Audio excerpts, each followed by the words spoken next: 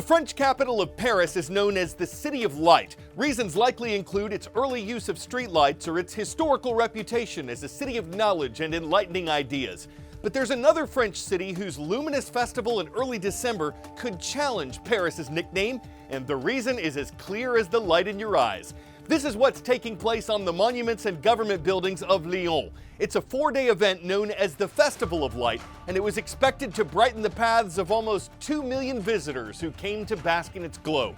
The 4-day-long event dates back to a celebration of the Virgin Mary back in 1852, and the colors, detailed displays, and radiant beauty are what the creative artists and tourists alike find so illuminating. One resident characterized the festival as a chance to rediscover the city's monuments. Another said it showed Lyon in a different light.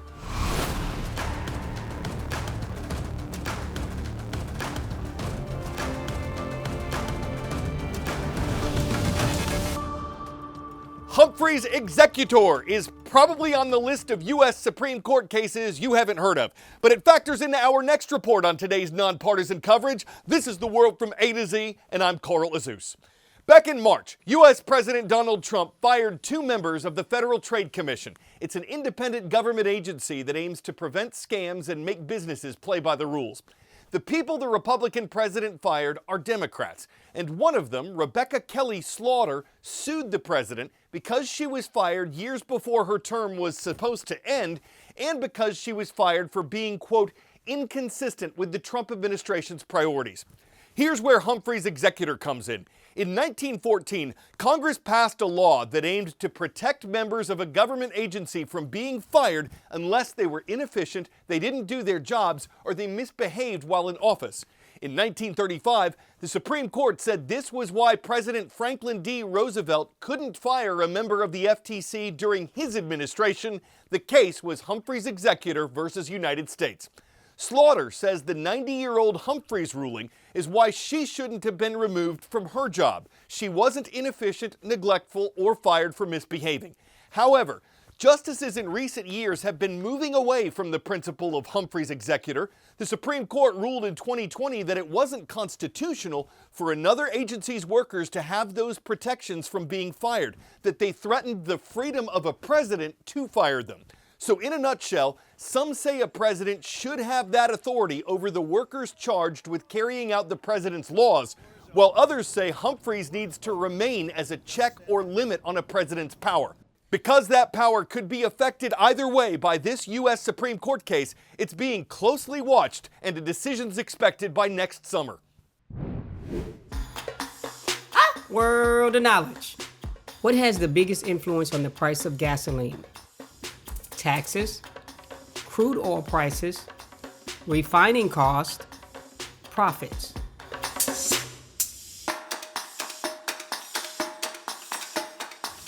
While all of these are factors in the price of gas, crude oil prices consistently have the biggest influence on what people pay. A holiday treat for drivers. AAA said the nationwide average for a gallon of regular gasoline dipped below the $3 mark for the first time since May 2021. And in some states, the average is even lower. You've got high supply, lower demand. You've got a lower gasoline blend that's cheaper to produce. You combine all of that, you're going to get lower gas prices. The major driver of gas prices, crude oil prices, has dropped significantly. In December 2022, 10 months after Russia invaded Ukraine and destabilized the global oil market, U.S. oil prices were around $81 per barrel. Lately, they're hovering around and below the $60 mark. Crude oil prices this year have been relatively stable and relatively low. When you look at the national average across the board, starting in January of this year, it's been pretty much a flat line all year long, and that's very rare. Both the U.S. and OPEC have upped their oil production in recent months, adding more supply to outpace demand. Another contributing factor, most pumps right now are filled with winter blend gasoline, which costs less to produce. And with the exception of the busy winter holiday periods, overall demand typically falls during winter. In Washington, I'm Karen Kafa.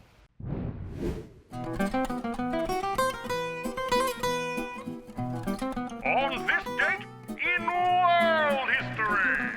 December 9th, 1868, the world's first traffic signal went to work in London. Its goal was to help direct pedestrians and carriages outside England's House of Parliament. But it didn't last long. The gas used to light the lamps at night exploded, and it would be decades before another signal appeared in London. On this date in 1992, roughly 25,000 U.S. combat troops arrived in the African nation of Somalia. Their mission was to protect aid workers in a country torn apart by warlords and facing nationwide famine. But Somalia was so unstable that American and United Nations forces eventually got involved in combat. 18 U.S. soldiers were killed in the Battle of Mogadishu, and the original mission later ended without accomplishing its goals.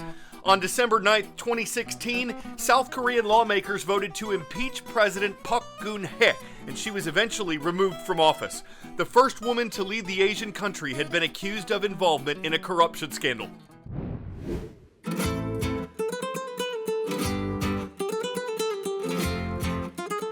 Where in the world? This nation was originally unified in the year 221 BC. It became a republic in 1912 and a communist state in 1949. This Asian country has the second largest population on Earth. This is China, second only to India in the size of its population. Sending planes soaring while making waves on social media? All in a day's work for aviation enthusiast Liu Zhangjiang. The 28-year-old Chinese citizen has made a living off of his childhood love for model planes. Like many kids around the world, Liu grew up with a strong interest in aircraft. But it wasn't until high school that he stumbled upon a model aircraft team conducting test flights. And that's when he really began to dive into the world of aviation. Liu learned what he could from books, then earned a college degree in model aircraft flight, and began crafting his own designs, filming the process for social media. He and his team have come up with some wacky designs over the years, bicycle planes for example, which attracted over 1 million followers across Chinese social media sites. But viewers tune in for more than just kooky creations. Though sometimes very odd, Liu's designs are scientifically tested and actually work very well. Take this large, low hovering model. It uses what's called ground effect. When an aircraft at speed is close to the ground, the force of drag decreases and the force of lift increases. Compared to airplanes, it can carry a larger payload with the same power and operate with smaller power when carrying the same payload. The team says it can be used for anything from tourism to rescue missions, and they've made the blueprints for it and their more than 600 other models freely available to the public. As part of a wish to stoke the growing enthusiasm, the team also makes school visits. We share some of my own experiences with them, and by this means spark interest in aviation among more people and sow the seeds of dreams for aircrafts. With the next generation looking on, Liu's team plans to keep improving with each new project. In our special edition last Friday, we only announced 3 schools instead of our usual fantastic 4. Let's make up for it. Dr. Cody's class is first this Tuesday. State College Area School District is in State College, Pennsylvania. Ralston, Nebraska is our next stop, where the Rams are watching from Mr. Cronican's class at Ralston High School. At St. Mary's Colgan Catholic School, it's Mr. Batega's class that's online in Pittsburgh, Kansas. Great to see you. And Kentucky's our last stop with Miss Myers and her students at Browning Springs Middle School. The Bears are in Madisonville.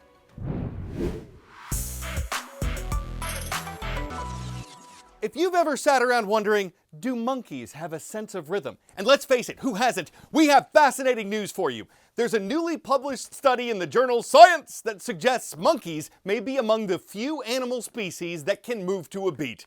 The research involved 2 captive macaque monkeys that had already been trained to tap in unison with a clicking metronome.